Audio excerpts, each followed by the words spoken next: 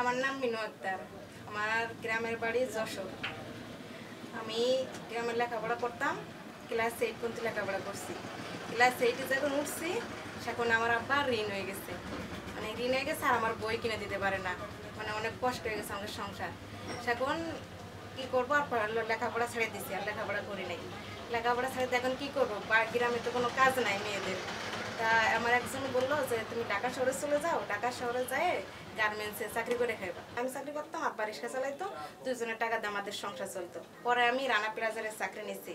রানা প্লাজারের চাকরি আমি 4.5 বছর মতো চাকরি করছি। 4 বছর মতো চাকরি করতে করতে হঠাৎ করে গার্মেন্টস ভেঙে পড়ে গেছে। গার্মেন্টস ভেঙে গেছে, আমি আটকা ছিলাম গার্মেন্টসে 3 দিন। 3 দিন পরে আমার উদ্ধারকারীরা উদ্ধার করছে। উদ্ধার করার পরে আমার হাসপাতালে নিয়ে গেছে। হাসপাতালে আমি 15 দিন ভর্তি আছিলাম। 15 দিন ভর্তি হওয়ার পরে তারপরে আমার হাসপাতাল থেকে বাসায় পাঠাই দিছে। বাসায় পাঠাই দিচ্ছে। আমি তো আর কাজ করতে পারি না। আমার কানের পর্দা ফেটে গেছে, আমি মেরুদণ্ডে ব্যথা পাইছি, পায়ে ব্যথা পাইছি, মানে বিভিন্ন ধরনের ব্যথা পাইছি। এখন কি করবো, কাজ তো আমি আর গার্মেন্টসে তো আর ঢুকতে পারি না। পরে একদিনকে তাও সাহস করে গার্মেন্টসে গেছি, যাই দেখি চাকরি করতে পারি কি।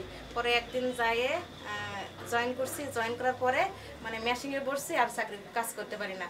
মানে অনেক ভয় লাগে যে মনে হচ্ছে নিচে মনে হয় ফলের দাইবে যাচ্ছে। এই ভয়ে আমি আবার লাঞ্চের সময় চলে আসছি। আজ গার্মেন্টসে যাই নাই। পরে শুনলাম যে ব্র্যাক এরকম কাজ শিখায়।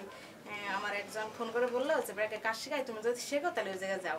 পরে শুনে আমি আবার ব্র্যাকে আসলাম, অফিসারের সাথে যোগাযোগ করলাম। যোগাযোগ করার পরে আমি ওখান থেকে এখন কাজ শিখি। এখন আমার খুব ভালোই আমি কাজ শিখতেছি। কাজ শেখার পরে আমার ইচ্ছা আছে যে আমি আমার নিজের পায়ে দাঁড়াইতে, আমি একটা দোকানপাট যেন করতে পারি, এরকম দোকান দিয়ে আমি নিজেই যেন কর্ম করে খেতে পারি।